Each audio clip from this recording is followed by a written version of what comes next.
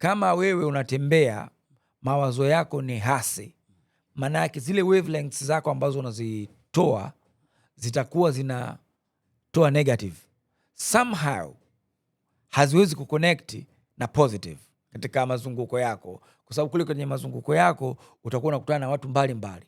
Katika hao watu unaokutana nao kuna ambao wanatoa positive, lakini kama wewe unatoa negative huwezi kuconnect na yule mtu.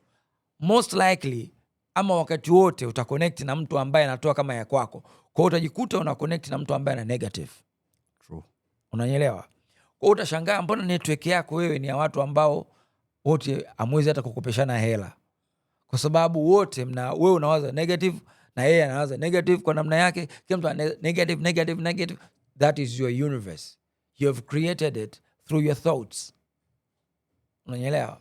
Negative negative negative negative, nitaibiwa, nitatapeliwa. Umetawaliwa na hofu, natawaliwa, huyu namuona kama mwizi. Kwa hiyo wewe una connect na watu ambao wana mawazo kama hayo ya hofu ya wasiwasi. Umeelewa? Ndipo naposema your universe. Sasa kama wewe tena, nasema tu kama una mke ama una mpenzi ambaye katika hiyo nyumba yeye ama katika hayo mahusiano yeye kila kitu kwake ni no, hapana, hiyo haiwezekani, haiwezi kufanikiwa, hiyo itakuwa ngumu, my friend, kama unataka maendeleo, huyu mtu achana naye, ondoka kabisa katika hiyo nyumba, katika hayo mahusiano, ondoka. Believe me when I'm telling you this.